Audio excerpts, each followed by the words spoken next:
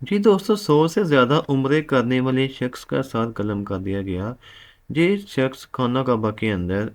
عمرے کیا کرتا تھا اور بہت ہی نیک پرہیزگار بندہ تھا، لیکن جب امام خانہ کعبہ نے اس کی حقیقت بتائی، اس کی حقیقت کھل کر سامنے آئی، تو سب دنگ رہ گئے کہ یہ شخص ایسا کیا گناہ کرتا تھا کہ سعودی حکام نے اس کو اتنی بڑی سزا دی، اور اس کا یہ والا جو پول تھا گناہوں والا وہ کیسے کھلا، اور یہ کون سا کبیرہ گناہوں میں ملوث تھا۔ بہت ساری انفارمیشن آپ جانیں گے اس ویڈیو کے اندر، اس لیے ویڈیو کو اینڈ تک لازمی دیکھنا، اور ہمارے چینل کو سبسکرائب اور لائک لازمی کر دیا کریں تاکہ اس طریقے کی مزید ویڈیوز آپ تک پہنچ سکیں۔ تو آئیں ہم ویڈیو کا آغاز کرتے ہیں۔ تھا اور ہر کوئی اس کے حسن اخلاق کا گن گاتا۔ وہ لوگوں میں مشہور تھا کہ اس نے 200 سے زیادہ عمرے کر رکھے ہیں۔ عبد الحنان کا زیادہ تر وقت حرم کے اندر گزرتا۔ وہ غریبوں کی مدد کرتا، حاجیوں کو پانی پلاتا اور کھانا کھلاتا۔ اس آدمی کو دیکھ کر ہر انسان کے دل میں خواہش پیدا ہوتی کہ کاش میں اس کی جگہ ہوتا اور دل کھول کر نیکیاں کماتا۔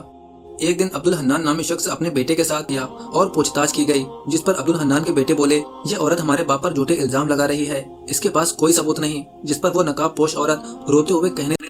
جی دوستو، بہت سارے واقعات ایسی ہوتی ہیں جو ہوتی ہیں لیکن ہمیں پتہ نہیں چلتے، وہ چھپے ہوئے ہوتے ہیں،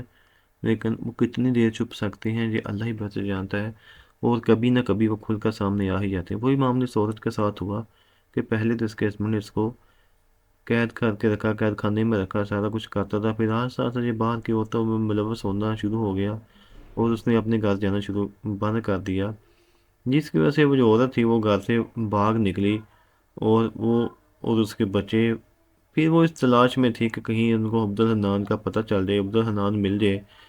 تو جیسے ہی پھر دیکھیں اللہ تعالیٰ کے حضور جب کوئی بندہ خانہ کعبہ میں کھڑے ہو کر دعا کرتا ہے، اللہ تعالیٰ اس کی دعا کو قبول لازمی فرما لیتا ہے، کیونکہ وہ اللہ تعالیٰ کا گھر ہے، پاک صفا ہے، پاک جگہ ہے، وہاں پر تو اللہ تعالیٰ ہر دعا قبول بندے کی فرما لیتا ہے۔ تو اس عورت کا جو سامنا تھا وہ اس کے ساتھ ہو گیا، اور پھر ان کا جو معاملہ تھا وہ کھل کر سامنے آ گیا کہ ان کے کیا معاملات ہیں، کیا مسئلے مسائل تھے پہلے،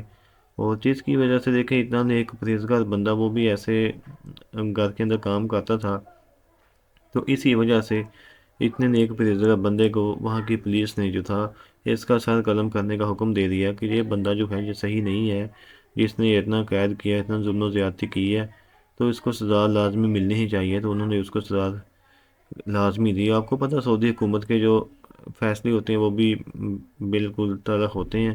وہ کمپرومائز نہیں کرتے کسی بھی چیز پہ۔ اللہ تعالیٰ ہمیں ایمان کی توفیق عطا فرمائے۔